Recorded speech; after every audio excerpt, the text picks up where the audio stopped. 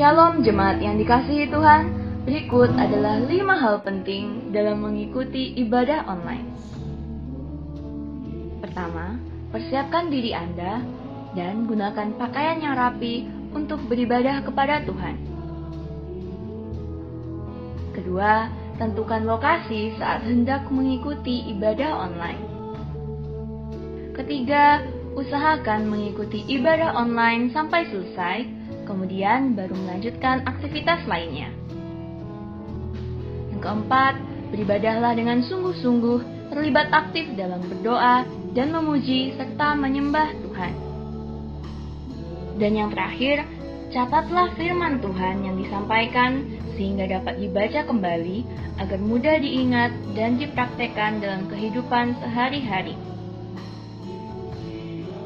Mari kita persiapkan diri kita untuk masuk dalam hadirat Tuhan. Selamat beribadah, Tuhan Yesus Kristus memberkati. Puji nama Tuhan, bersama seluruh imam yang melayani saat ini, ingin menyapa Bapak Ibu sidang jemaat sekalian. Shalom. Shalom. Selamat pagi untuk kita semua. Selamat berjumpa kembali dalam ibadah minggu kita. Puji nama Tuhan, saya percaya berkat dan penyertaan Tuhan masih ada dalam setiap kehidupan kita. Amin, saudara. Mari kita akan segera memulaikan ibadah kita. Untuk itu mari saya ajak kita semua tundukkan kepala kita. Kita mau satu dalam doa. Terpujilah nama-Mu ya Tuhan. Sungguh luar biasa berkat-Mu dalam hidup kami Tuhan. Itu terbukti nyata sampai saat ini. Kalau kami masih boleh ada sampai saat ini Tuhan, kami boleh mempersiapkan diri kami untuk memasuki hadirat-Mu Tuhan, untuk beribadah kepadamu, memberikan hidup kami ini sebagai persembahan yang hidup kepadamu Tuhan. Kami percaya itulah kemurahan-Mu dalam hidup kami. Terima kasih Tuhan, terima kasih. Kami yakin dan percaya di saat kami menaikkan pujian dan penyembahan kami dengan sungguh-sungguh, hadirat-Mu ada di tengah-tengah kami. Hadirat-Mu yang mengurapi setiap pribadi lepas pribadi kami Tuhan. Terima kasih Tuhan, terima kasih. Segala bentuk pekerjaan roh jahat iblis yang mencoba mengganggu ibadah ini, kami mau ikat, kami patahkan, kami hancurkan di dalam nama Tuhan Yesus Kristus. Mari Engkau tutup bungkus kami dengan kuasa darah-Mu Tuhan. Lindungi sertai ibadah ini dari awal sampai dengan berakhirnya dengan baik Tuhan. Terima kasih Tuhan. Inilah menjadi doa kami. Haleluya. Amin. Haleluya Yesus. Kami datang sujud di hadapan-Mu. Kami memberikan hidup kami Tuhan. Inilah hidup kami. Inilah penyembahan kami Tuhan.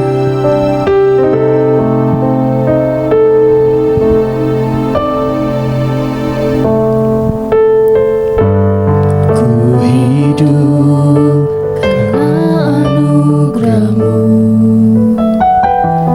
Ku hidup karena kasih-Mu. Kaulah sumber kehidupan.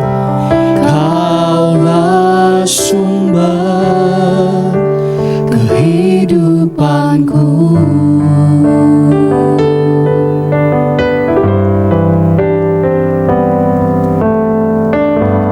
Ku hidup untuk menyembah-Mu. Ku hidup untuk menyenangkan-Mu. Kaulah pusat penyembahanku. Kau yang layak, Kau yang layak, Kau yang layak. Kaulah yang disembah di dalam roh dan kebenaran. Kau yang layak, Kau yang layak, Kau yang layak, Kau yang layak kami sembah Tuhan. Kau layak disembah, ditinggikan untuk selamanya.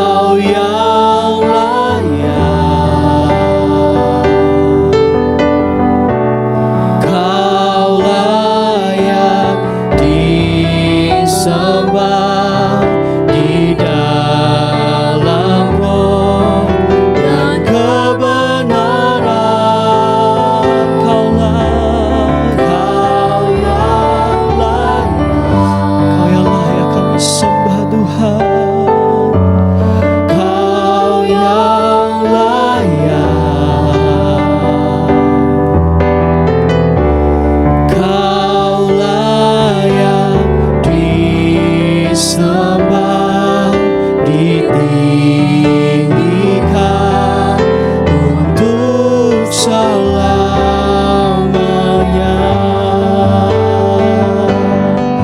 Oh, Kau yang layak.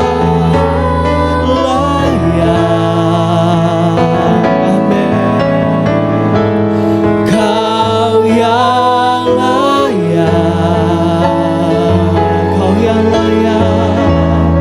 Kau layak disembah di dalam roh dan kebenaran. Kau yang layak. Haleluya. Kau yang layak. Kau layak disembah, ditinggikan untuk selamanya. Kau yang layak. Kau yang layak ditinggikan. Kau yang layak. Layak ditinggikan. Kau yang layak ditinggikan untuk selamanya.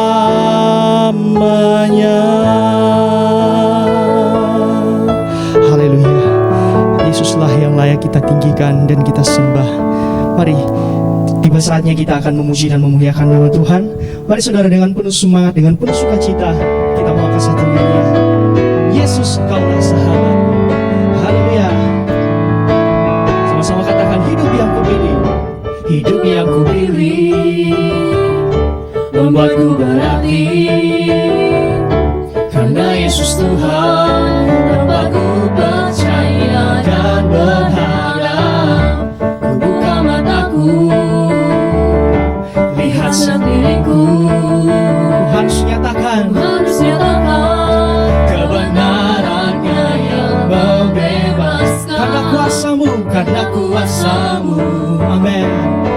Karena kehebatanmu, oh, ku dapat lakukan perkara besar yang Engkau janjikan. Yesus, Kaulah sahabatku. Yesus, Kau yang akan selalu berada di sisiku. Kau sumber kuatku.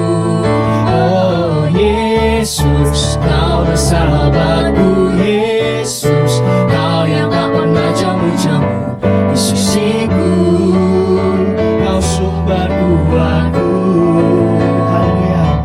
Mari saudara, lebih semangat lagi. Kita mau angkat nyanyian ini. Hidup yang kupilih membuatku berarti. Hidup yang kupilih membuatku berarti, karena Yesus Tuhan tempatku percaya dan berharap. Amin. Ku buka mataku, lihat sekelilingku. Ku harus nyatakan kebenaran yang membebaskan. Karena kuasamu, amin. Karena kehebatanmu, oh, ku dapat lakukan perkara besar yang Engkau janjikan. Yesus, Kaulah sahabatku. Yesus, Kau yang akan selalu berada di sisiku. Kau sumber kuatku. Oh Yesus, Kaulah sahabatku. Yesus, Kau yang tak pernah jamu-jamu di sisiku. Kau sumber kuatku. Kau sahabatku. Kau sahabatku, berada di sisiku. Kau sahabatku. Katakan selama-lamanya. Amin. Mari sekali lagi katakan, Kau sahabatku, berada di sisiku selama-lamanya. Haleluya. Kita berikan kemuliaan bagi nama Tuhan. Puji nama Tuhan saudara. Mari tiba saatnya kita akan mempersiapkan diri kita, mempersiapkan hati kita untuk menerima firman Tuhan. Untuk itu mari saya ajak kita semua untuk menyembah Tuhan. Kita mau katakan kepada Tuhan, Engkaulah yang menjadi perisai kami Tuhan. Engkau yang menolong setiap kami Tuhan. Terima kasih Tuhan. Mari sama-sama katakan, Engkaulah perisaiku saat badai hidup menerpaku. Janjimu di dalamku, pulihkan jiwaku. Ku kan berdiri di tengah badai dengan kekuatan yang Kau berikan. Sampai kapanpun ku kan bertahan, karena Yesus selalu menopang hidupku.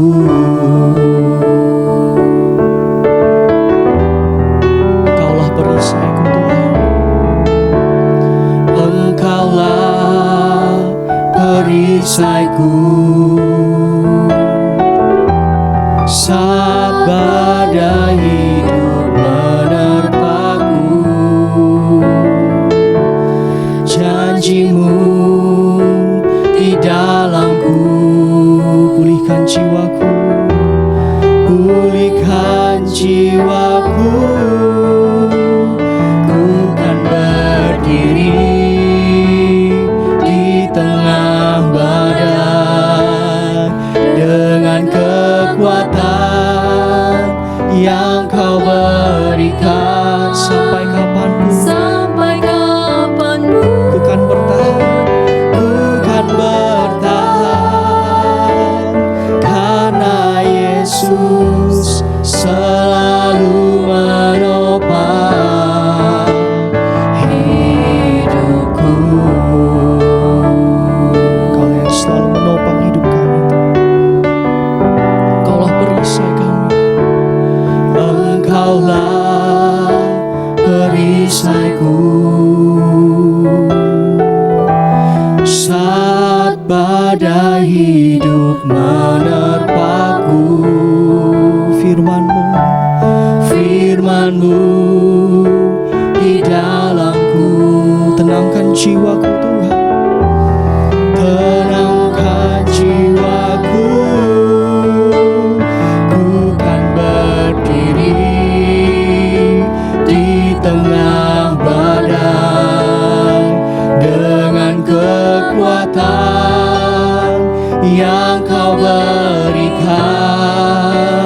Sampai kapanpun ku kan bertahan, karena Yesus selalu menopang. Ku kan bertahan, ku kan bertahan dalam tekanan dengan kekuatan yang Kau berikan. Sampai kapanpun tak tergoyahkan, karena Yesus selalu menopang hidupku.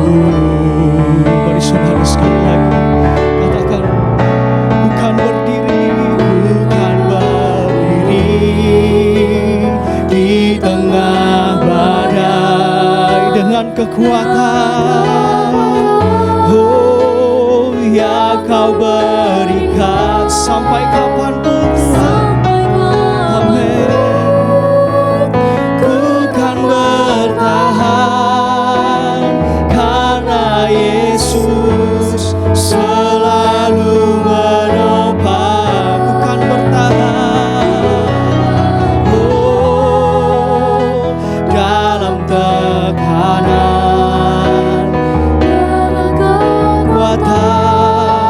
Kau berikan. Amin. Sampai kapanpun tak tergoyahkan, karena Yesus selalu menopang. Sampai kapanpun, sampai kapanpun ku kan bertahan, karena Yesus selalu menopang. Karena Yesus selalu menopang hidupku.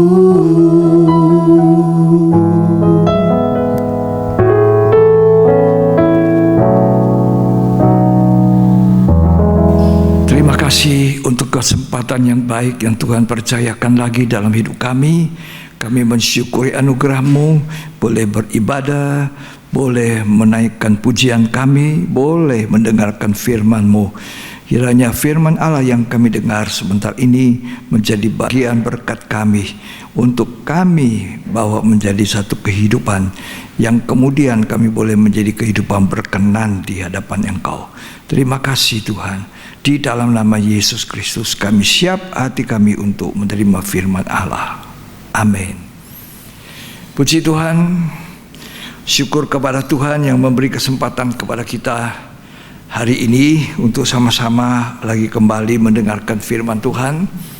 Dan saya menyampaikan bersama istri, shalom dan salam damai sejahtera untuk kita sekalian. Hari ini kita akan bersama-sama mendengarkan firman Tuhan dengan tema menjadi sahabat Allah. Menjadi sahabatnya Allah, ya, membangun keintiman dengan Allah. Kalau kita berharap kepada Tuhan, kita akan berkenan kepada Tuhan. Dan orang yang berharap kepada Tuhan pasti akan membangun keintiman dengan Allah, dan kemudian dia akan menjadi sahabat Allah. Kalau Allah di pihak kita, siapa lawan kita? Di dalam Yakobus 4 dikatakan, jangan menjadi sahabat dunia. Kalau kita menjadi sahabat dengan dunia, kita menjadi musuh Allah. Sedangkan dunia yang kita lihat ini tidak bisa diharapkan. Petrus menggambarkan dunia ini akan hancur, binasa dengan api dan belerang. Kita diminta untuk hidup suci. Betapa salehnya kamu hidup, karena dunia akan dihancurkan dengan api dan belerang. Itu sebabnya Yohanes dalam surat 1 Yohanes memperingatkan kita, jangan mengasihi dunia dan apa yang ada di dalamnya. Sebab orang yang mengasihi dunia dan apa yang ada di dalamnya, itu kasih Allah tidak ada di dalam hidupnya. Dan dikatakan dunia sedang tenggelam, dunia sedang lenyap dengan segala keinginannya. Ada 3 keinginan di dalam dunia: keinginan mata, keinginan daging, keangkuhan hidup. 3 hal ini mewarnai isinya dunia. Tapi mari saya mau baca Yakobus pasal 4 ayat yang keempat. Hai kamu orang-orang yang tidak setia, Ya, tidakkah kamu tahu bahwa persahabatan dengan dunia adalah permusuhan dengan Allah? siapa yang bersahabat dengan dunia bermusuhan dengan Allah. Jadi tidak boleh bersahabat dunia, tidak boleh mengasihi dunia dan apa yang ada di dalamnya. Kasihnya Allah itu tidak ada, kata 1 Yohanes 2 ayat 15-17. Terus lanjut. Jadi barang siapa hendak menjadi sahabat dunia ini, Ya, ia menjadikan dirinya musuh Allah. nah jadi kalau Allah jadi musuh kita, siapa lagi bisa bantu kita? Kalau setan musuh kita, usir dalam nama Yesus, takluk dia. Tetapi kalau Allah sudah menjadi musuh kita, siapa yang bisa melawan dia? Siapa yang bisa menolong kita? Ya, oleh karena itu marilah kita mau menjadi sahabat Allah. Dalam tahun yang baru ini, mari kita membangun keintiman dengan Allah. Artinya mari kita menjadi karibnya Allah, bergaul karib dengan Allah, sehingga kita disebut sahabatnya Allah. Alkitab mencatat bahwa ada satu pribadi yang menjadi sahabat Allah, dan itu dari mulut Allah sendiri mengatakan bahwa Abraham itu adalah sahabatku, sahabat Allah, bahkan sangat hebat. Allah mengatakan, akulah jadi perisaimu Abraham. Ya, kalau Allah jadi sahabat kita, Allah menjadi perisai kita. Luar biasa itu. Karena itu kita harus mencontoh apa yang dilakukan oleh Abraham, apa yang dibuatnya sehingga dia disebut sahabat Allah. Yakobus 2 ayat 23. Dengan jalan demikian genaplah nas yang mengatakan, lalu percayalah Abraham kepada Allah. Percayalah Abraham kepada Allah.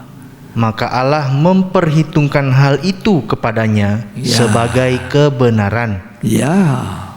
Karena itu Abraham disebut sahabat Allah. Tetapi Abraham tidak hanya percaya, dia lanjutkan dengan hidup yang taat kepada Tuhan. Terus dibaca. Jadi kamu lihat bahwa manusia dibenarkan karena perbuatan-perbuatannya, dan bukan hanya karena iman. Bukan hanya karena dia percaya dia disebut sahabat Allah, tapi waktu Allah datang kepadanya, waktu dia masih di negeri yang lama, di Ur Kasdim, Allah memanggil Abraham untuk keluar dari negerinya yang lama. Dan Abraham nurut apa yang difirmankan Tuhan. Abraham bukan saja manusia yang percaya tapi taat. Baru kita diperhitungkan sebagai kebenaran. Percaya harus dilanjutkan dengan bukti percaya, yaitu ketaatan kita. Yosafat, seorang raja yang ketakutan menghadapi musuh yang besar, ketika ia datang berseru kepada Tuhan, dia pun sempat mengutip pernyataan Allah bahwa Abraham itu sahabatnya Allah. Dalam doanya dia sebutkan bahwa Abraham itu sahabatmu ya Allah. Ketika dia meminta perlindungan bagi Yehuda, kita bisa baca itu 2 Tawarik 20 ayat yang ke-7. Bukankah engkau Allah kami yang menghalau penduduk tanah ini dari depan umatmu Israel, dan memberikannya kepada keturunan Abraham, sahabatmu itu. Nah, sahabatmu itu, ya, dia berdoa kepada Allah mohon perlindungan dari musuh-musuhnya, tapi dia sebutkan namanya Abraham, sahabatmu itu ya Allah. Sekian, kita perlu perlindungan Allah kita, Allah Abraham, Allahnya Ishak, Allahnya Yakub di hari-hari ini, melalui hari-hari masa sulit di mana tidak ada orang pintar, seluruh dunia tidak ada yang tahu persis tentang wabah corona ini. Ya, kita sangat butuh kepada Allah. Karena itu mari kita jadikan hidup ini menjadi sahabat Allah dengan percaya, mempercayakan hidup kepadanya, dan juga menjadi manusia yang taat kepada Tuhan. Sampai Tuhan mengatakan, Abraham, akulah perisaimu. Jangan takut, Kalau ada musuh menyerang, Allah jadi perisai, Allah tampil ke depan. Hebatnya sahabat Allah ini. Saya kira Tuhan juga sama berlaku untuk kita. Kalau kita mau menjadi sahabatnya, dia menjadi perisai kita, menjadi tameng, menjadi tempat perlindungan kita. Asal kita mau seperti Abraham menjadi sahabatnya Allah. Dia percaya kepada Allah itu pencipta langit dan bumi, tapi dia tidak hanya percaya, dia melakukan apa yang Allah firmankan di dalam hidupnya. Kejadian 15 ayat yang pertama. Kemudian datanglah firman Tuhan kepada Abram dalam suatu penglihatan. Janganlah takut. Jangan takut. Abram, akulah perisaimu. Aku perisai. Aduh, luar biasa. Jangan takut, sahabat-sahabat Allah. Aku perisaimu. Aku pelindungmu. Kalau Allah melindungi kita, aman. Tapi kita harus belajar apa yang Abraham lakukan menyenangkan hatinya Tuhan. Ya, baru Allah menjadi perisai kita juga. Ya. Abraham itu tidak hanya sahabat biasa. Kan kita ini mempunyai sahabat biasa, mempunyai sahabat yang kental, sahabat yang karib. Ya. Kepada sahabat biasa kita tidak omong rahasia kita, tapi kepada sahabat karib, sahabat kental, kita bisa ungkapkan rahasia kita. Sama seperti Abraham. Abraham itu sahabat karibnya Allah, sehingga ketika ia mau melakukan sesuatu, dia tidak mengabaikan Abraham. Ketika dia ingin menunggambalikan orang Sodom dan Gomora yang begitu jahat, Tuhan berpikir, apakah aku harus merahasiakan apa yang aku lakukan atas Sodom? Nah, ini karib, sahabat karib. Dia tidak melakukan sesuatu kalau dia tidak ceritakan kepada sahabat yang karib ini. Ya, aku tidak mau sembunyi-sembunyi. Ini karib namanya, sobat kental. Ya. Kejadian 18 ayat 17.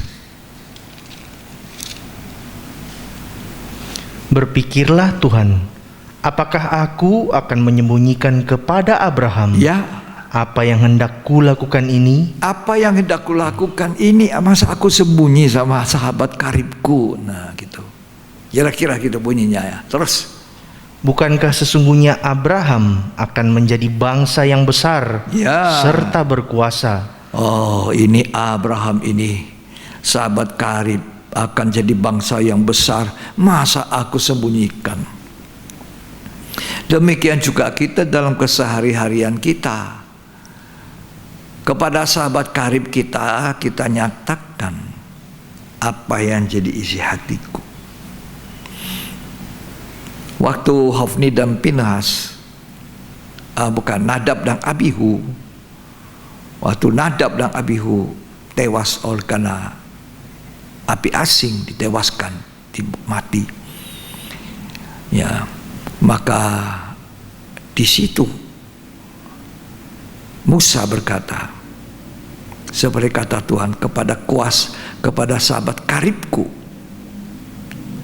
kunyatakan kuasaku. Coba kita baca ya, Ibamat pasal 10 ayat 3. Berkatalah Musa kepada Harun, inilah yang difirmankan Tuhan. Itu yang Tuhan firmankan. Imamat 10 ayat 3, perhatikan. Kepada orang yang karib kepadaku. Kepada orang yang karib ku nyatakan kekudusanku. Ku nyatakan kesucianku. Terus, dan di muka seluruh bangsa itu akan kuperlihatkan kemuliaanku. Sekian. Jadi tidak semua orang Allah membuka dirinya. Tidak kepada semua orang Allah menyatakan apa yang dia rencanakan, dia fikirkan. Tapi orang yang bergaul karib dengan Allah. Sebab dengan siapa kita bergaul karib, seperti itulah kita. Makanya Korintus mengatakan, hati-hatilah bergaul. Pergaulan yang buruk merusak suatu kebiasaan yang baik. Hati-hati bergaul. Dengan siapa banyak kita bergaul, kita menjadi seperti orang itu. Kalau kita bergaul karib dengan Allah, kita akan diubahkan dari hari ke hari menjadi serupa Allah, berkarakter Allah, berkarakter ilahi. Tapi kalau kita bergaul dengan orang-orang yang tidak karu-karuan, orang tidak benar, omongannya tidak betul, nah kita jadi seperti itu. Jadi 1 Korintus 15 ayat 33 berkata, pergaulan buruk merusak suatu kebiasaan yang baik. Pergaulan buruk. Jadi kita tidak boleh sembarang memilih kawan untuk bergaul karib, bergaul erat. Ya. Sebab kita akan jadi seperti itu. Makanya Tuhan ingatkan kita. Ada beberapa ayat kita mau baca supaya kita hati-hati bergaul. Jangan-jangan dengan sahabat karib kita itu bisa kita jadi putus. Karena ada orang curang. Ya. Tapi baca dulu 1 Korintus 15 ayat 33. Dari membaca kita mengetahui. Dari mengetahui ketika kita melakukan, maka kita aman, selamat. Coba.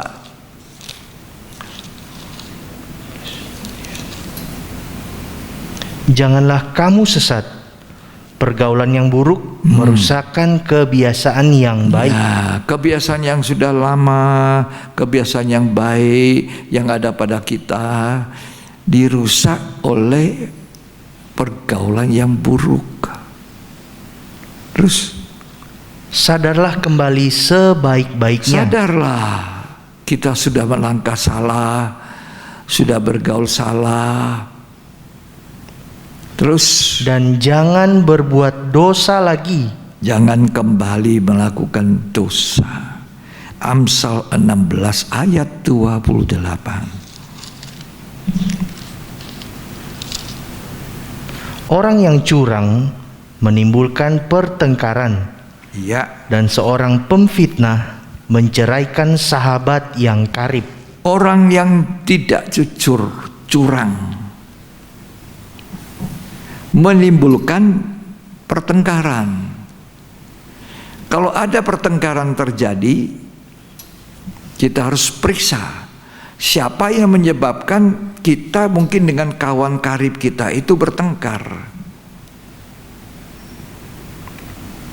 Atau mungkin kita adalah pasangan suami istri bertengkar oleh karena seseorang. Alkitab berkata orang itu curang.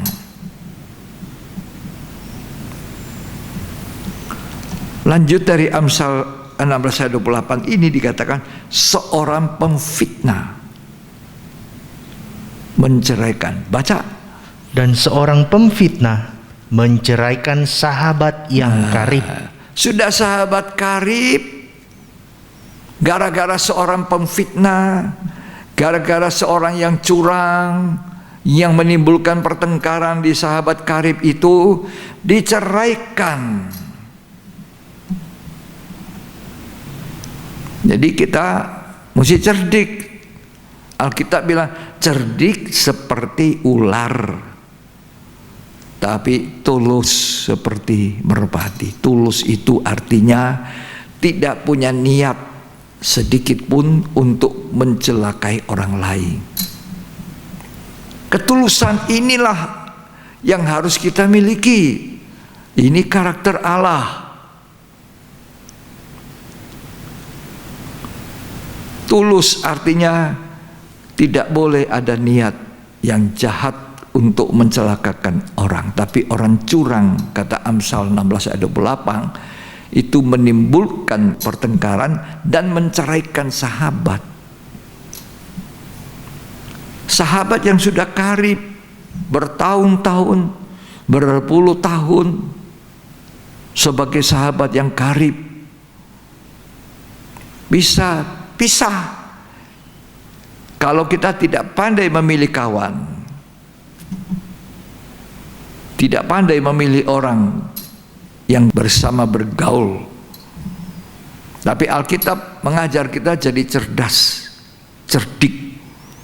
Kalau ada pertengkaran yang timbul karena seseorang yang berkata-kata, itu namanya orang yang curang. Dan orang yang memfitnah itu menceraikan. Ada orang suka memakai orang lain untuk menghantam orang lain. Dia sendiri tidak turun tangan. Nah, kita harus waspada. Ya, begitu juga kita dengan Allah yang sudah karib. Jangan sampai terbujuk oleh orang-orang yang tidak bergaul dengan Allah, lalu kita terbujuk untuk hidup seperti apa yang mereka lakukan, perbuatan-perbuatan daging yang mereka lakukan. Akhirnya kita terpisah dari Allah yang seharusnya kita bergaul karib, intim dengan Tuhan. Kalau dulu kita rohani, suka baca Alkitab, suka berdoa, suka mengikuti ibadah-ibadah. Kalau dulu kita begitu rajin melayani Tuhan, sekarang kita mundur. Periksa apa yang menjadi penyebabnya. Apakah pergaulan buruk itu dari luar, atau apakah ada yang di dalam yang tidak dibereskan?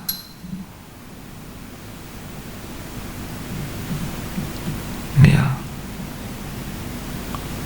Maliaki 3 mengatakan ayat 3, pada akhir zaman Tuhan akan duduk seperti tukang emas yang memurnikan emas, supaya emas seperti hati kita, seperti emas murni itu tetap murni. Jaga hati kita dengan segala kewaspadaan. Ya, Amsal 18 ayat 24.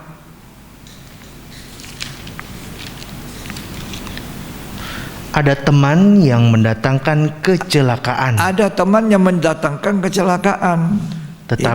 Tetapi ada juga sahabat yang lebih karib daripada seorang saudara. Ada saudara kita, saudara kandung, saudara daging. Tapi mungkin ada sahabat yang sama sekali tidak ada hubungan darah. Itu bisa lebih karib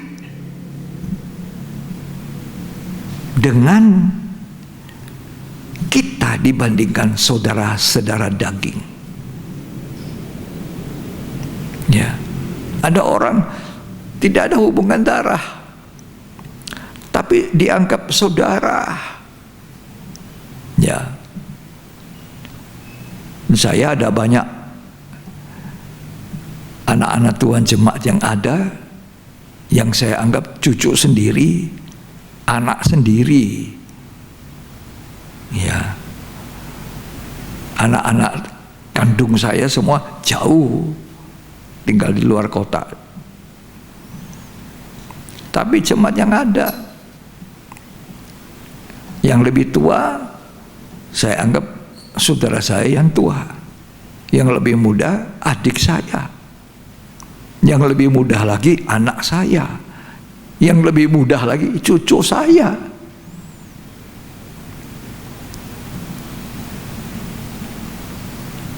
itu lebih dari saudara. Anak saya tidak bisa segera untuk menolong saya. Mereka jauh, mesti terbang. Tapi keluarga jemaat, ini keluarga rumah tangga Allah. Harusnya kita, saudara bersaudara, adalah orang-orang yang karib. Satu. Coba ada nyanyian dulu. Kau saudaraku dan kau saudariku. Nah itu yang harusnya malah lebih dekat. Karena hubungan darah, bukan darah daging manusia. Hubungan darahnya Yesus Kristus yang telah melahirkan kita di dalam Dia dan menjadikan kita saudara-saudara. Karena itu hati-hati dengan orang yang curang, hati-hati dengan orang yang tidak tulus, hati-hati dengan seorang yang memfitnah, karena semua itu menceraikan sahabat yang karib.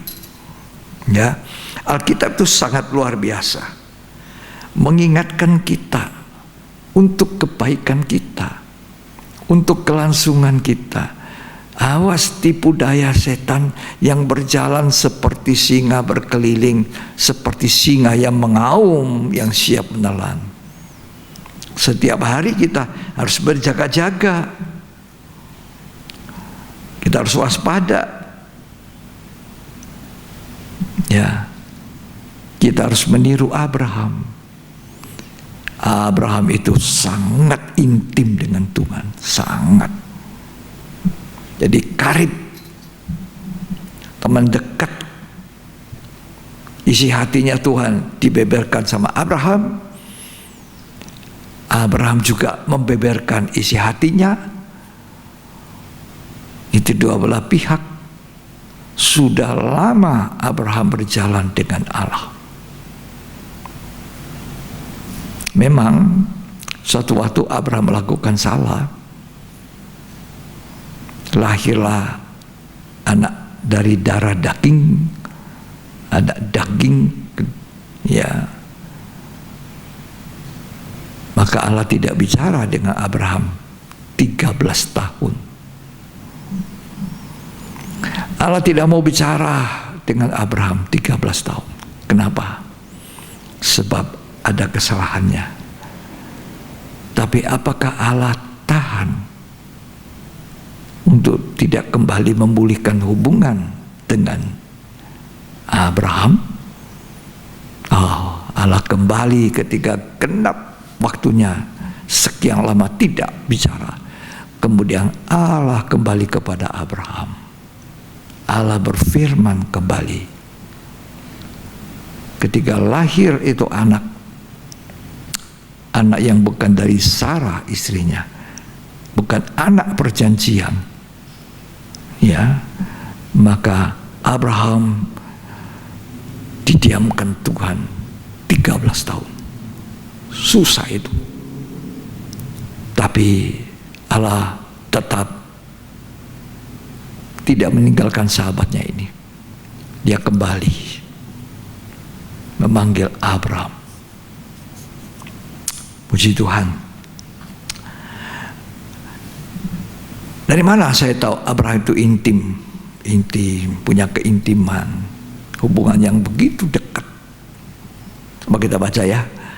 Kejadian 18 dari ayat 17 sampai 33, tidak usah baca semua. Tapi sudah bisa baca ayat 17 sampai ayat 33. Berpikirlah Tuhan, ya, apakah aku akan menyembunyikan kepada Abraham? Apakah aku akan menyembunyikan kepada Abraham apa yang hendak kulakukan ini? Ya, itu kan dekat sekali itu.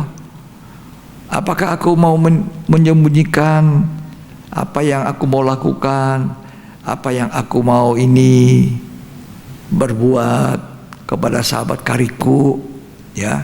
Terus, bukankah sesungguhnya Abraham akan menjadi bangsa yang besar? Akan jadi bangsa besar. Serta berkuasa. Berkuasa dia. Terus Dan oleh dia segala bangsa di atas bumi ya, akan mendapat berkat. ya. Oleh karena Abraham semua kita mendapat berkat. Terus Sebab aku telah memilih dia ya, supaya diperintahkannya kepada anak-anaknya dan kepada keturunannya, ya. supaya tetap hidup menurut jalan yang ditunjukkan Tuhan. Wow, ini harus jadi tugas Abraham untuk mengajari anak cucunya, keturunannya, ya, tentang kebaikan Tuhan, hubungan dengan Tuhan, ya. Itu kewajiban kita, orang tua harus bicara banyak tentang Tuhan, kebaikan Tuhan pada anak cucu kita. Itu warisan yang rohani, itu warisan yang tidak pernah habis. Warisan materi itu habis, ya.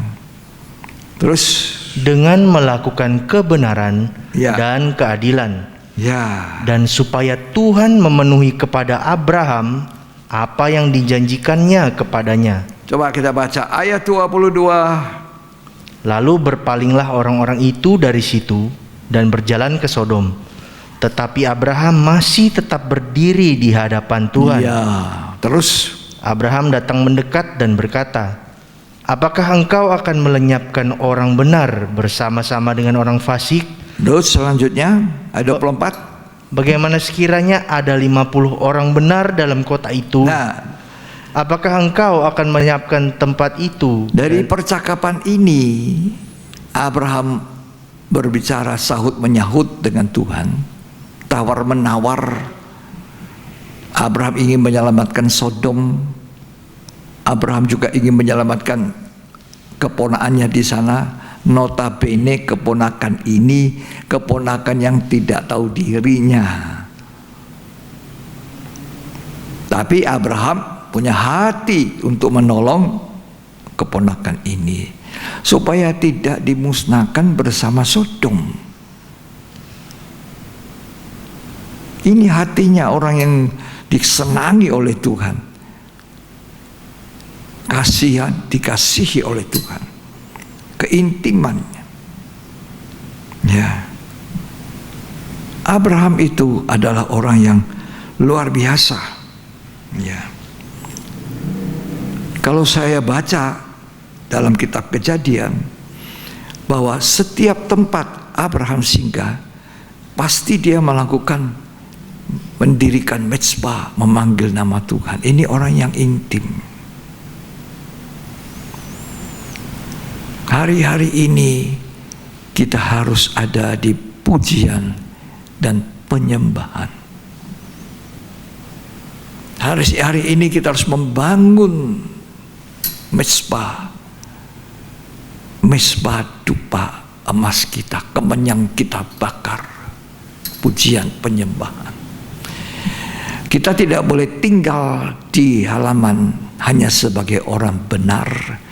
Kita harus masuk ke daerah yang lebih jauh, daerah yang dikatakan ruang kudusnya Tuhan, daerah di mana hidup kita dimurnikan, disucikan oleh firman Allah, oleh kuasa Roh Kudus yang bekerja sama dengan firman, dan hidup kita harus dibaptis, mengalami baptisan Roh Kudus dan hidup dengan Roh Kudus.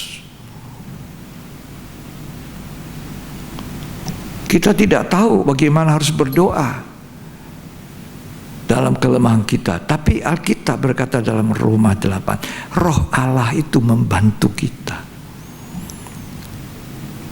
Kita mungkin tidak tahu bagaimana berdoa. Kita kurang paham untuk berkata-kata. Kita mungkin tidak bisa hafal doa-doa yang mesti dihafal. Tapi kalau kita mempunyai kuasa Allah itu, Roh Kudus itu, penolong kita, Parakletos itu, maka dia yang berdoa kepada Allah dengan ucapan-ucapan yang kita mungkin tidak ngerti. Kita harus berdoa, pujian, penyembahan dalam bahasa roh kita, dalam bahasa glosolalia. Ini bahasa untuk berbicara kepada Allah, dan Korintus mengatakan orang yang berbicara dalam bahasa roh itu orang yang membangun dirinya sendiri. Kita tidak mungkin bisa membangun orang lain kalau kita sendiri belum terbangun. Karena itu mari kita merindukan untuk dipenuhi dengan Roh Kudus, dibaptis oleh Roh Kudus, berbahasa lidah. Tapi jangan berbahasa lidah sudah kebiasaan. Berbahasa lidah dari dalam ada aliran-aliran yang hidup itu sampai keluar di mulut kita bahasa glosolalia, bahasa penyembahan, itu karunia untuk kita menyembah.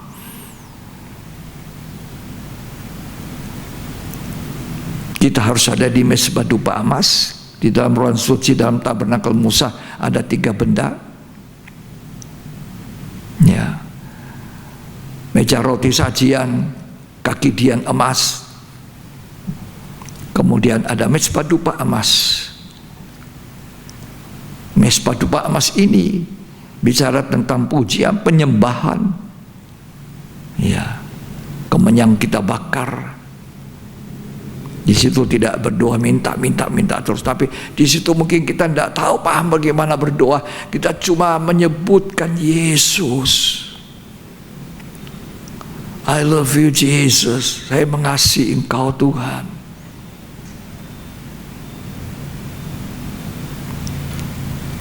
Setiap kali ketika saya mengucapkan kata ini dengan sungguh-sungguh dari hati, Jesus, I love you, saya mengasihi Engkau, pasti air mata saya mengalir, tubuh saya getar.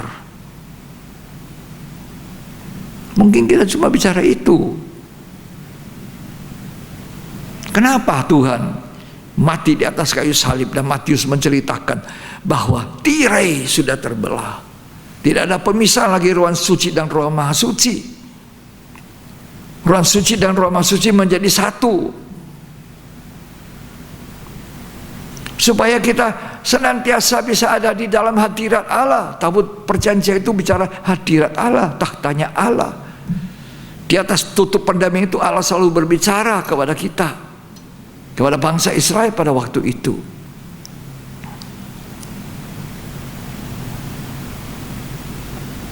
Ibrani 9 mencatat bahwa Mezbah Dupa Emas itu bergeser dari ruang suci, sudah ada di dalam ruang maha suci. Mestinya cuma ada tabut perjanjian, tapi kok Ibrani 9 mengatakan, loh, di sana ada tabut perjanjian di ruang maha kudus, di tempat bagian paling dalam. Coba kita baca ya. Ini yang dilakukan Abraham, senantiasa mendirikan mezbah, memanggil nama Tuhan. Dia cuma manggil namanya Tuhan, Allahnya. Ya, mungkin kita cuma memanggil nama Allah kita, nama Yesus, Yesus, I love you, haleluya. Tidak usah banyak kata-kata. Tapi roh kita, hati kita menyembah. Ya, coba baca Ibrani 9. Itu sangat menyenangkan Tuhan, hidup intim. Ayat 1. Memang perjanjian yang pertama juga mempunyai peraturan-peraturan untuk ibadah, ya, dan untuk tempat kudus buatan tangan manusia. Ya. Sebab ada dipersiapkan suatu kemah, yaitu bagian yang paling depan, ya, dan di situ terdapat kaki dian. Ini ruang suci, ada kaki dian emas. Dan terus, meja roti sajian. Ya, ada meja roti sajian, itu bicara firman Tuhan dalam bentuk pengajaran rasul-rasul seperti yang dilakukan oleh jemaat mula-mula. Mereka bertekun sehati dalam pengajaran rasul-rasul dan memecahkan roti perjamuan suci. Mereka juga kumpul dalam persekutuan dalam terang. Kalau kita ada persekutuan dengan Allah yang baik, kita tidak hidup dalam kegelapan, maka kita akan bisa bersekutu dengan saudara-saudara kita dalam terang, bukan dalam gelap. Itu kaki dian emas. Terus bagian ini disebut tempat yang kudus. Ya. Di belakang tirai yang kedua, di belakangnya tirai yang sudah robek itu ketika Tuhan Yesus mati di kayu salib, terdapat suatu kemah lagi. Ya, ada kemah lagi, namanya ruang maha kudus. yang disebut tempat yang maha kudus. Nah, ayat yang keempat, di situ terdapat mezbah pembakaran ukupan dari emas, ya, dan tabut perjanjian yang seluruhnya disalut dengan emas. ya, Di dalam tabut perjanjian itu tersimpan buli-buli emas berisi mana, ya, tongkat Harun yang pernah bertunas, ya. dan loh-loh batu yang bertuliskan perjanjian. Nah, dikatakan ada apa? Tabut perjanjian dan mezbah pembakaran ukupan dari emas, itu mezbah dupa emas. Kok sudah geser ke dalam? Penyembahan kita di dunia ini, mezbah dupa yang kita dirikan di dunia ini, itu sampai di sorga nanti, menyentuh tatah Allah, hadirat Allah, seperti 24 tua-tua dalam kitab Wahyu. Mereka melemparkan mahkota. Mahkota itu bicara kemuliaan kita, kebanggaan kita. Ketika kita ada di hadiratnya Allah, siapakah kita ini? Bukan apa-apa kita ini. Hanya orang yang terima kemurahan, seperti Abraham dipanggil keluar dari Ur Kasdim, dari hidup lama. Kita sujud menyembah. Dan itu tidak lepas dari Roh Kudus. Karena itu sebelum kita masuk ruang suci, pintu kemah itu berbicara tentang baptisan Roh Kudus. Kalau mezbah korban bakaran di depan itu bicara baptisan darah. Bejana pembasuhan bicara baptisan air. Maka gereja Tuhan perlu mengalami baptisan Roh Kudus lengkap. Baptisan darah mendamaikan kita dengan Allah, ya, lewat darah Yesus Kristus. Baptisan air menguburkan hidup lama kita, bangkit dengan hidup yang baru, dan masuk lebih jauh. Itu ada karunia Roh Kudus, perjanjian untuk kita dan anak-anak kita. Kata Kisah Rasul 2, ketika murid-murid, orang banyak dengar Rasul Petrus berkhotbah, ya, bahwa semua orang harus tahu dengan pasti bahwa Yesus Kristus adalah Tuhan. Lalu mereka terharu, mereka percaya. Lalu mereka tanya kepada murid-murid rasul-rasul itu, apa yang harus kami buat? Lalu murid-murid berkata, bertobatlah, berilah dirimu dibaptis, kamu akan menerima karunia Roh Kudus. Roh Kudus yang dijanjikan Allah kepada kita dan kepada seluruh keturunan kita. Bahkan Kisah Rasul 2, kitab Yoel menubuatkan, nanti Tuhan akan mencurahkan Roh Kudus kepada orang tua, kepada anak-anak, kepada remaja, ke semua kita. Roh Kudus akan dicurahkan berlipat-lipat pada zaman akhir ini. Ya, kita harus tetap menjaga, jangan mendukakan Roh Kudus. Jadi kita harus ada di hadirat Allah. Itu sampai ke sorga. Mungkin kita tidak tahu bicara, mungkin kita tidak pandai menghafal doa. Ada orang pandai sekali berdoa, mengucapkan doa begitu bagus, saya sangat kaku. Tapi kita tidak usah kecil hati. Waktu kita datang ke hadirat Tuhan, mungkin kita cuma menyebut Yesus, I love you. Karena itu kita harus selalu hidup berdamai dengan Allah, hidup berdamai dengan sesama, hidup suci, hidup kudus. Tidak ada orang yang tidak kudus bisa memandang Allah.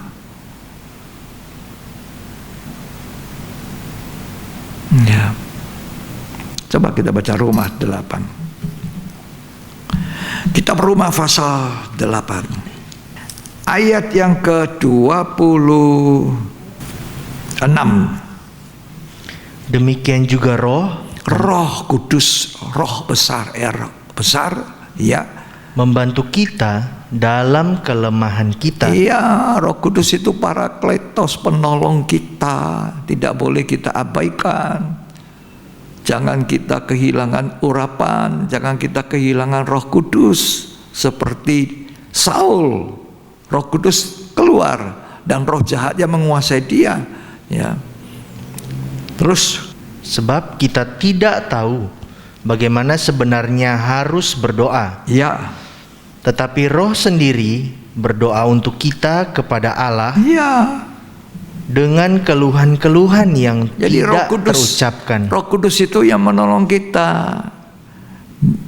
Dalam bahasa glosolalia, bahasa yang tidak dimengerti. Kadang-kadang kita juga tidak mengerti kalau tidak diberitahu, apalagi orang lain. Itu bahasa penyembahan. Itu membangun diri kita, kata 1 Korintus. Membangun roh kita.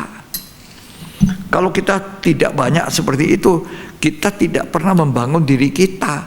Lalu kita bagaimana membangun orang lain? Tidak mungkin. Ya. Jadi kita harus membiasakan hidup kita ada di mezbah Tuhan, mendirikan mezbah seperti Abraham, dari tempat persinggahan ke tempat persinggahan. Abraham tidak pernah berhenti mendirikan mezbah. Nah, jadi kalau kita berdoa dalam roh, kita membangun, kata 1 Korintus 14. Ya. Kita membangun kerohanian kita jadi lebih kuat. Jadi sebenarnya tidak ada rugi kalau kita suka ada di mezbah dupa amas itu, pujian, penyembahan. Bahkan itu yang harus jadi kegiatan gereja Tuhan di akhir zaman. Jelang datangnya Tuhan yang kedua kali. Gereja tidak boleh meninggalkan Roh Kudus. Gereja Tuhan tidak boleh membiarkan Roh Kudus meninggalkan kita. Kita tidak boleh mendukacitakan Roh Allah. Kata Efesus 4. Gereja tanpa Roh Kudus mati.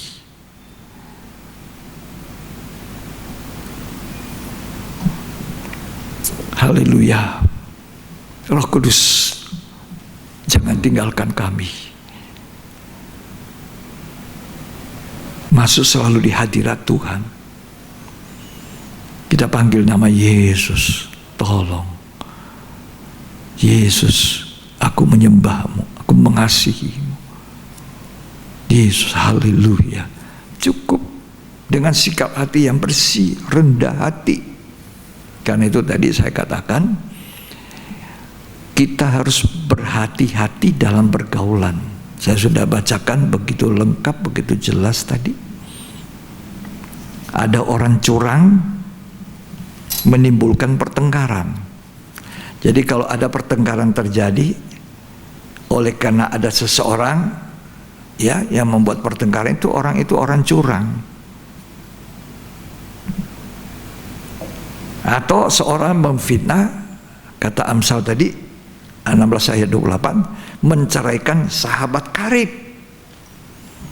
Ini orang sudah bersahabat lama sekian tahun, kok bisa bertengkar oleh karena satu orang.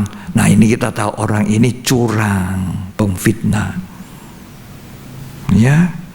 Bahkan dikatakan di Amsal 18 ayat 24 tadi, sahabat karib itu lebih dari saudara kandung. Ya, kita harus hati-hati. Ya, Nokel ya. Nokel itu seperti anak saya. Ya. Ken seperti cucu saya. Ya. Nah, hati-hati. Jadi jemaat ini anak-anak, cucu-cucu. Ya. Di sini ada Septian, ada Gracela, ada Inet. Ini cucu-cucu saya semua. Ya. ada David, ada siapa. Nah, hati-hati, jangan sampai ada orang curang masuk di tengah, malah kita bertengkar, dipisahkan. Ya, kita mau bijaksana milih kawan, kepada siapa kita bergaul. Ya, 1 Korintus 15 ayat 33 tadi sudah diingatkan. Jangan bergaul sembarangan, pergaulan buruk merusak kebiasaan yang baik. Jangan kuliah pintar-pintar memilih sahabat. Jangan sahabat itu menjauhkan kita dari kasih karunia. Ya, dari Roh Kudus itulah yang menolong kita untuk selalu bisa menyembah kepada Tuhan. Jadi sahabat Allah layak diberikan kepada Abraham karena dia bergaul karib lewat mezbah yang selalu didirikan. Mari selalu jangan lupa masuk di kamar menyembah dalam roh, di dalam kebenaran, dengan pertolongan Roh Kudus. Roh Kudus bagi gereja itu mutlak, tidak bisa ditawar. Gereja akan hidup kalau ada Roh Kudus. Gereja akan mati tanpa Roh Kudus.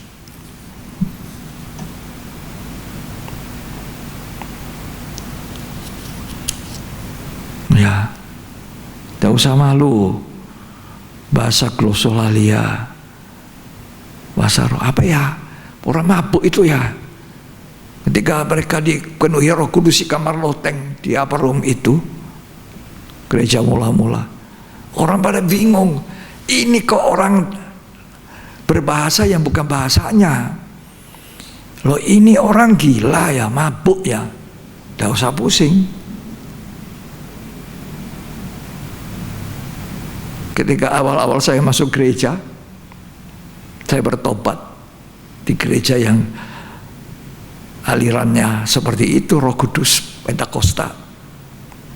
Ya, saya diketahui orangnya, itu gerejamu yang manis menangis hancur-hancur hati. Iya, memangnya kenapa?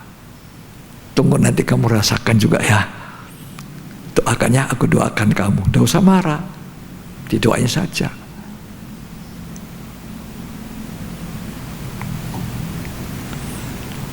Justru hari-hari ini kita harus menggalakkan pujian, penyembahan. Di kamar kita bisa berbahasa lidah. Begitu dekat dengan Tuhan. Haleluya. Harus sujud, menyembah. Tuhan menolong kita semua. Apa yang membuat Tuhan mau bergaul karib dengan Abraham? Selain mendirikan mezbah, selain taat, selain dengar-dengaran, Abraham itu ternyata tidak mencintai harta dunia, tidak mencintai dunia, tidak mencintai kekayaan dunia. Ketika Lot, keponakannya, juga diberkati karena ikut Abraham. Jadi yang kaya juga seperti Abraham. Lahan untuk makanan ternak tidak cukup. Gembalanya Lot dan gembalanya Abraham ribut tengkar. Abraham dengar. Abraham bilang, Lot sini, ya, kita ini family keluarga. Jangan urusan itu kita ribut. Kamu memisahkan diri dari akulah. Kalau kamu ke timur, aku ke barat. Kalau kamu ke utara, aku ke selatan. Jangan, kita ini sanak family. Ya. Lalu apa kata pamannya Lot ini? Lot, kamu milih dulu. Milih, terserah kamu milih dulu. Milih yang baik-baik, terserahlah. Gitu ya. Ini mengalah. Nggak ribut. Ya.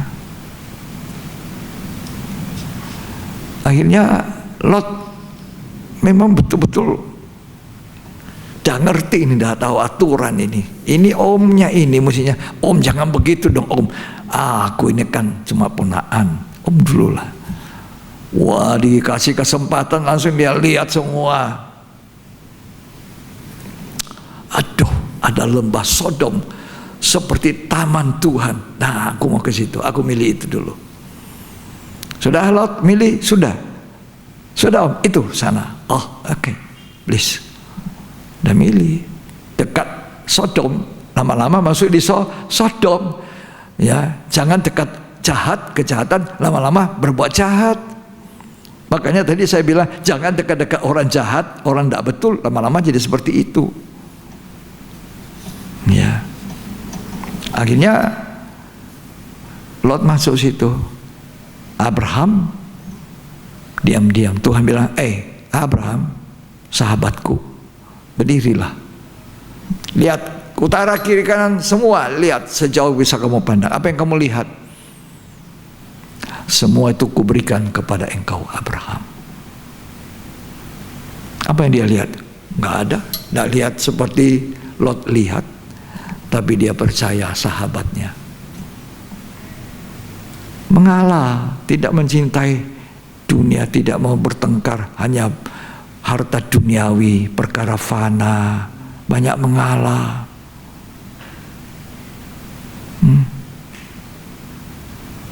Akhirnya Tuhan memberkati Abraham. Akhirnya Lot itu malah habis, tidak punya apa-apa lagi Lot.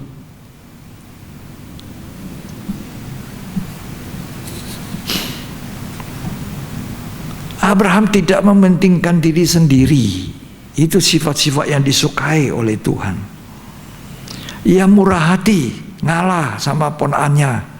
Ya, tidak egois. Ini orang yang disukai Allah. Tapi kalau orang rakus, egois, tidak disukai Allah. Tak disukai. Abraham ini puncak daripada testingnya. Apakah dia layak disebut orang yang sahabat karib dari Allah? Abraham naik pergi Moriah, persembahkan Ishak di sana ya untuk aku ya. Apa kata Abraham? Tidak ada satu kata. Apa yang Abraham ucapkan? Tidak ada. Tidak tawar-menawar. Tapi dia bilang sama bujang, sama anaknya, besok kita ke Bukit Moriah. Sampai anaknya tanya, ini sudah lengkap, kayu ada, api ada, mana domba? Allah akan menyediakan anakku. Perih hatinya Abraham. Tapi dia milih Tuhan. Dia bilang, engkau lebih sahabat karibku, engkau lebih daripada semua yang saya miliki. Aku percaya kalau Ishak mati Allah bisa bangkitkan. Saya sudah tunggu 25 tahun, punya juga pada masa saya sebenarnya tidak bisa lagi melahirkan, tidak bisa menurunkan keturunan. Bagi Allah tidak ada yang mustahil. Dia seorang yang takut akan Allah. Abraham bukan hanya mengasihi Allah, tapi dia takut akan Allah. Takut akan Allah itu sumbernya hidup. Takut akan Allah itu menjauhkan diri dari kejahatan. Sebelum kita mau dibentuk dalam karakter ilahi, sebelum kita mau menjadi seperti Allah, sebelum segalanya itu ada, nomor satu dasar yang harus kita miliki adalah takut akan Allah. Sebab takut akan Tuhan, kata Amsal, menjauhkan diri dari kejahatan. Kalau orang tidak punya takut akan Allah, bagaimana bisa menjadi serupa Allah? Tidak punya nanti. Takut akan Allah itu sangat penting. Itu yang dimiliki Abraham. Sehingga Abraham tidak berani membantah bahwa Ishak ya naik ke Gunung Moriah. Ketika dia mau potong sembelih anaknya, malaikat bilang, sudah telah ku ketahui hatimu, bahwa engkau takut akan Allah, engkau karib. Coba kita baca ya, dalam kitab Kejadian pasal 22. Luar biasa. Ayat 12. Ayat yang ke-12. Lalu ia berfirman, jangan bunuh anak itu, ya, dan jangan kau apa-apakan dia, ya, sebab telah ku ketahui sekarang, sudah ku ketahui sekarang, bahwa engkau takut akan Allah. Takut akan Allah. Orang takut akan Tuhan, menjauhi kejahatan. Orang takut akan Tuhan akan melakukan perintah Tuhan, suka, gemar perintahnya Tuhan. Sekian. Tapi di Alkitab tidak hanya menceritakan seorang yang menjadi sahabat Allah, yaitu Abraham. Ada juga Musa. Loh, Musa ini juga orang yang intim. Musa itu juga sahabatnya Allah. Loh, ketika Musa diprotes oleh kakak-kakaknya, yaitu Harun dan Miriam, malah Miriam berbicara kepada Musa, masa cuma kamu yang bisa jadi nabi ya? Aku juga dipakai Tuhan. Musa si adik bungsu ini cuma diam. Kalau kita ini seringkali suka bela diri, kita juga. Rasul Paulus saja bela diri, tapi Musa ini diam, tidak ngomong. Sekarang Tuhan yang ngomong. Kamu tidak tahu itu Musa, orang yang paling lembut hatinya di bumi. Berani kamu ya? Ayo menghadap. 3 orang menghadap. Ngerinya. Langsung kusta si Miriam, Harun. Aduh, bagaimana ini? Musa tundukkan kepala. Tuhan tolong, jangan mereka dimurkai. Tuhan bilang, itu hambaku Musa, lembut hatinya, gampang mengampuni, gampang melupakan salahnya orang. Tidak ada orang selembut hatinya Musa. Kamu tahu tidak, Musa dan aku itu intim, berhadapan muka, aku bicara tidak ada selubung. Ini orang yang intim. Apa saudara pernah mengalami itu di kamar saudara, di ruang kamar tidur saudara? Di situ jadi sepertinya Tuhan hadir, begitu dekat, kudus itu kamar, menjadi kudus. Dan kita sujud menyembah dengan air mata.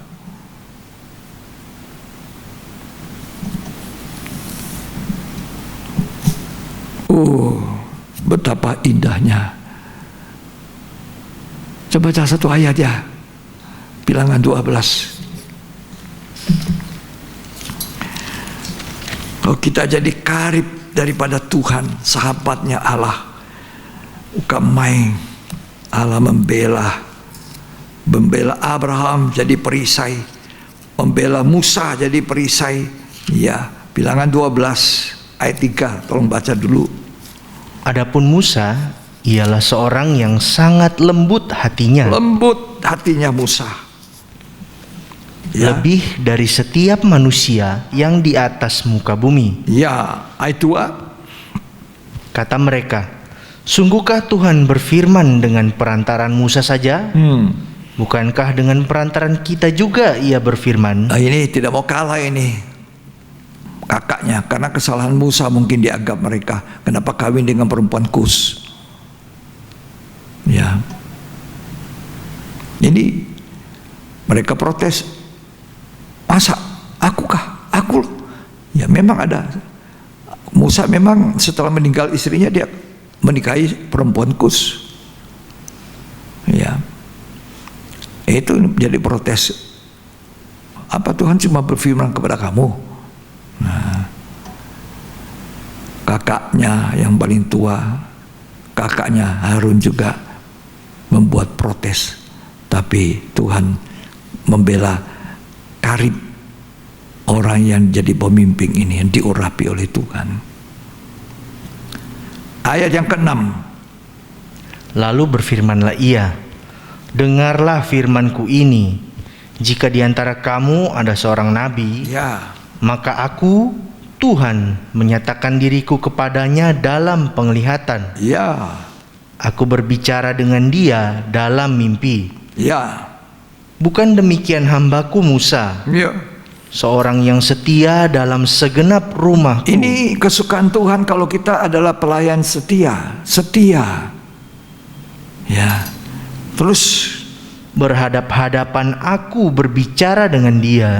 Tuhan bilang aku berbicara muka dengan muka. Terus terang, bukan dengan teka-teki. Tidak pakai teka-teki yang mesti dijawab, mesti tanya lagi, apa artinya Tuhan? Tidak. Terus, dan ia memandang rupa Tuhan. Ini Musa ini sudah memandang rupanya Tuhan, sehingga wajahnya juga menjadi bercahaya. Berani kamu Terus, mengapakah kamu tidak takut mengatai hambaku Musa? Sebab itu bangkitlah murka Tuhan terhadap mereka. Lalu pergilah ia. Terus ayat yang ke-10. Dan ketika awan telah naik dari atas kemah, maka tampaklah Miriam kena kusta. Kusta Miriam ini, kusta. Dan oleh doanya Musa mohon, akhirnya Tuhan kabulkan. Kusta Miriam sembuh, tapi dipisahkan dulu. Ini orang yang bergaul karib. Aku perisai. Abraham, aku perisai. Jangan takut, ini sahabat Allah. Ada lagi satu orang sahabat Allah, Daud. Itu hidup yang berkenan. Sekalipun mereka diwarnai dengan ketidaksempurnaan, tapi Daud itu seorang yang bergaul karib, suka memuji, menyembah. Dia buat alat musik lengkap. Dia tidak malu dibilang sama istrinya, seorang raja kok nari-nari, lompat-lompat. Malu deh. Dia tidak bosan. Di hadapan Tuhan, aku mau membesarkan Tuhan, kata Daud.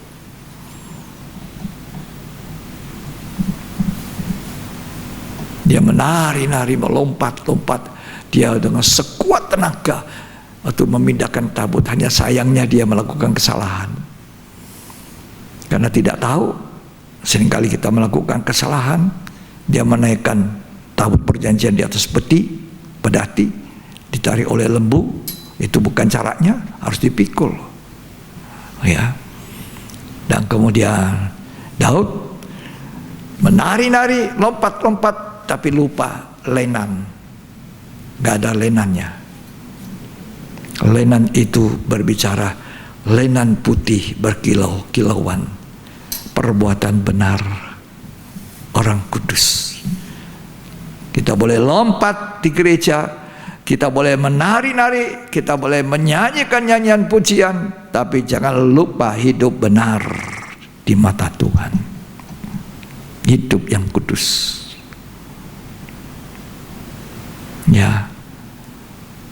Itu bisa dibaca di 2 Samuel pasal 6. Ada perbedaan waktu terjadi kecelakaan. Pertama, salah tabut dikasih naikkan ke pedati. Kedua, Daud tidak berpakaian lenan. Tapi setelah diperbaiki, tabut diusung, ada korban disembelih tiap berapa langkah dari para pengusung, dan juga akhirnya Daud dikatakan berpakaian lenan. Harus ada perbuatan benar dari orang-orang kudus. Tuhan Yesus memberkati kita. Semoga kita juga mau belajar jadi sahabat Allah, teman karibnya Tuhan, bergaul erat seperti Maria juga bergaul erat. Intim, ini hari-hari tahun 21 kita harus belajar hidup intim dengan Tuhan, mengasihi Tuhan, hidup intim. Maria tidak pernah lepas kesempatan duduk di ujung kaki Tuhan, rendah hati, ambil tempat yang paling rendah untuk mendengarkan firman Allah. Itu hidup yang intim. Ketika Maria dicela oleh Marta, dibela oleh Tuhan sahabatnya. Luar biasa. Akulah perisaimu, Abraham. Tuhan jadi perisai kita, pelindung kita selama tahun 21 ini. Selama tahun 20 Tuhan sudah jadi perisai bagi kita. Semoga kita mengerti bagaimana harus menjadi sahabat Allah, ya, sahabat karib, bergaul erat, berintiman dengan Tuhan. Mari, puji Tuhan, firman Tuhan kiranya jadi berkat untuk kita semua. Aku mengasihi Engkau Tuhan.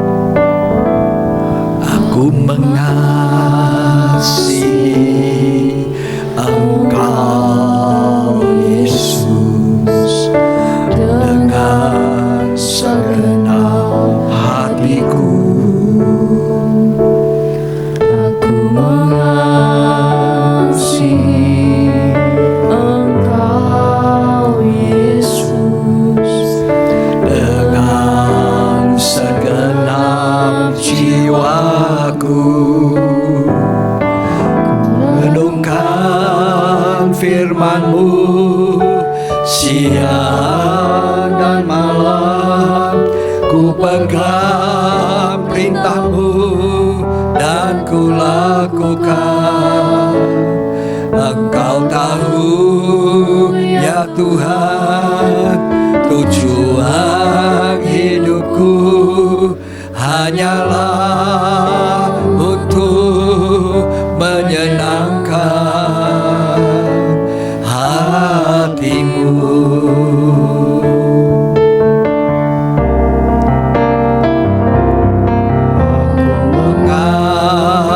Mengasihi Engkau Yesus dengan segenap hatiku. Aku mengasihi Engkau Yesus dengan segenap jiwaku. Ku renungkan firman-Mu siang dan malam, ku pegang perintah-Mu dan ku lakukan. Engkau tahu ya Tuhan, tujuan hidupku hanyalah untuk menyenangkan hati-Mu. Aku mengasihi Tuhan. Aku mengasihi Engkau Yesus dengan segenap hatiku. Aku mengasihi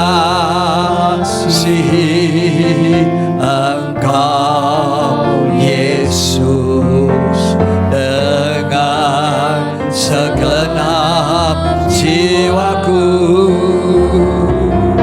Ku renungkan firman-Mu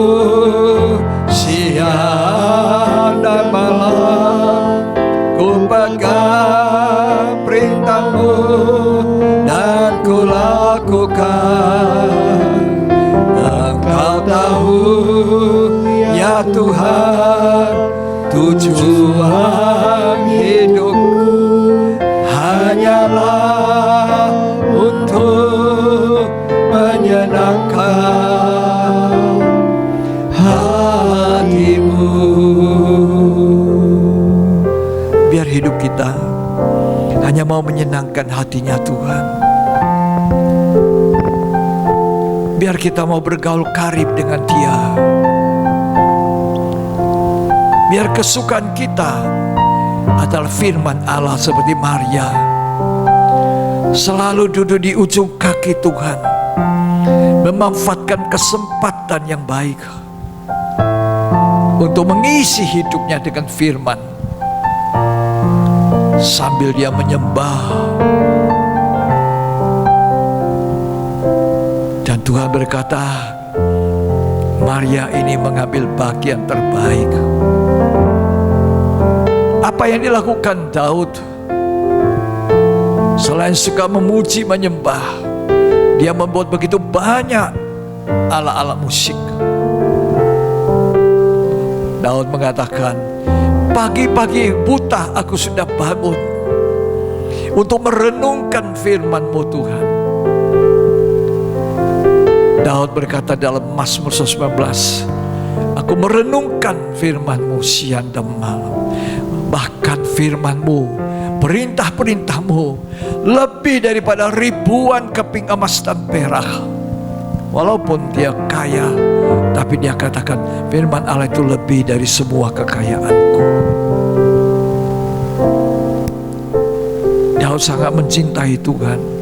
Sekalipun Daud tidak lepas dari kekurangan, tidak lepas dari dosa, tapi begitu ditegur, dia langsung minta ampun, Tuhan saya salah.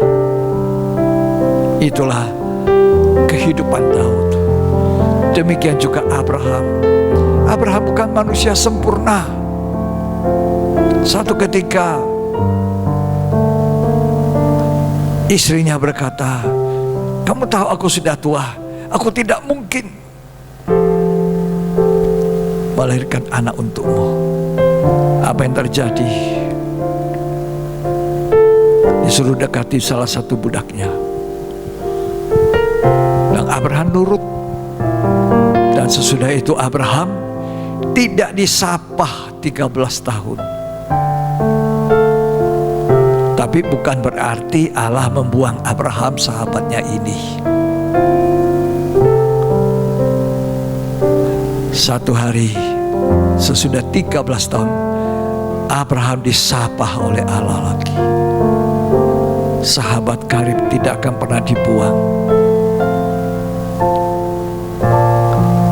Anak sendiri tidak pernah akan dibuang. Anaknya pergi, bapaknya tunggu sampai anak itu kembali.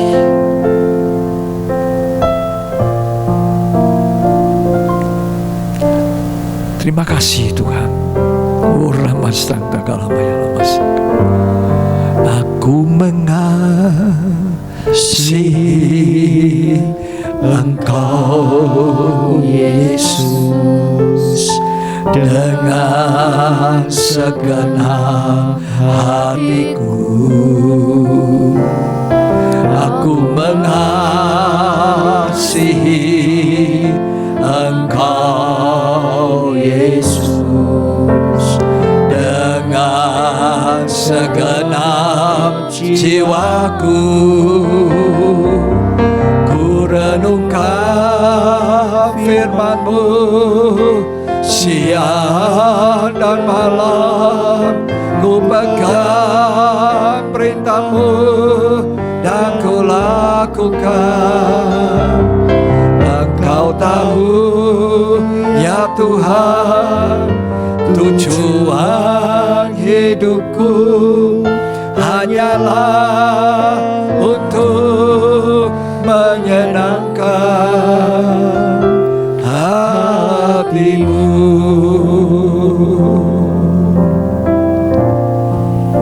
Mari kita menyembah Tuhan.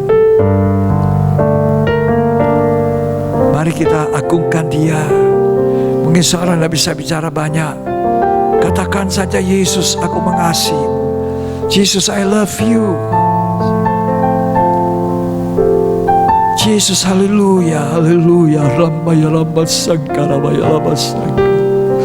Ya marawi lamba sangkara maya lamba sangkara maya lamba sangkara maya lamba sangkara. Ya ramaya lamba sangkara maya lamba sangkara maya lamba. Masuklah ke dalam kamarmu, dirikan mezbah seperti Abraham. Katakan, Tuhan, aku mengasihimu. Betapa aku mencintaimu, Tuhan. How I love you, Lord. I love you, Lord. Forever I love you. Sampai selamanya, sampai Engkau datang, aku mencintaimu, Tuhan.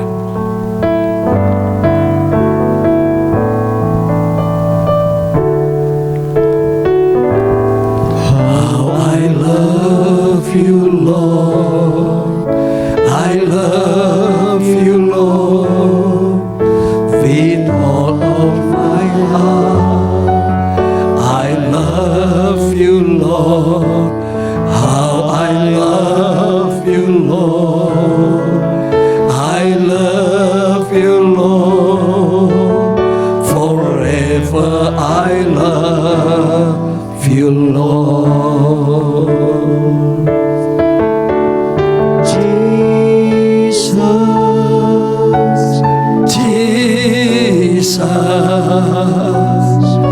You are the one I love. Jesus, Jesus,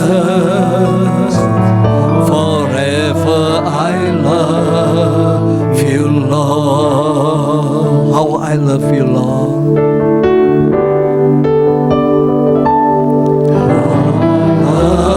You, Lord, I love you, Lord, with all my heart.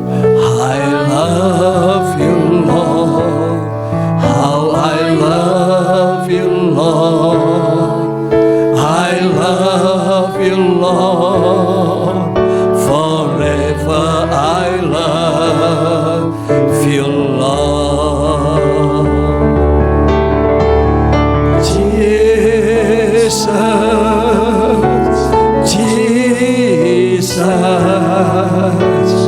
you are the one I love.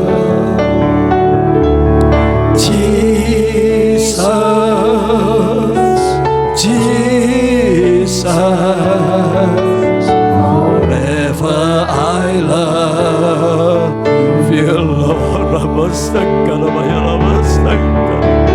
Jesus, Jesus, you are the one I love. Jesus, Jesus, forever I love you, Lord. Santa Karmayala Masakara Mayala Masak Yarabayala Masakara Mayala Maso Yarabayala Masak. Yesus, Engkau satu-satunya. Kami mengasihi Engkau dengan segala kekurangan kami, segala keterbatasan kami. Engkaulah yang kami puja dan sembah sampai Engkau datang kembali dengan segala keterbatasan kami. Biarlah darah-Mu Yesus selalu menguduskan kami, firman-Mu menyucikan kami. Terima kasih. Jadikan kami sahabat-Mu, Tuhan. Kami mau bergaul karib dengan Engkau. Saudara semua, angkat tanganmu dua-dua, menyembah Dia. Menyembah Dia. Kau di rumah boleh angkat tangan menyembah Dia. Kau katakan, cukup Yesus, I love you. Cukup. Katakan, Yesus, I love you. Yesus, I love you. Katakan, Yesus, I love you. Oh, Rabaya Sangka, Rabaya Labasa. Tuhan memberkati. Tuhan memberkati kita. Asal dengan hati yang tulus, hati yang murni, ucapkan itu. Masuk dalam kamarmu, dirikan mezbah. Terima kasih Tuhan. Kami percaya firman Allah jadi berkat untuk kami. Kami pun akan mau terus belajar mencintai Tuhan, menjadi sahabat karibnya Allah, bergaul dengan Allah. Terima kasih. Dalam nama Yesus Kristus. Amin, amin.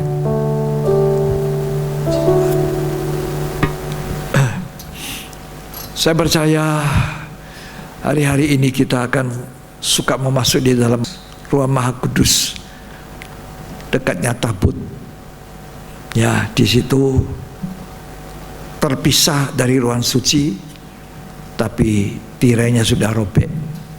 Ya, kita ada di sana untuk mengadakan pujian penyembahan kita sampai Tuhan datang.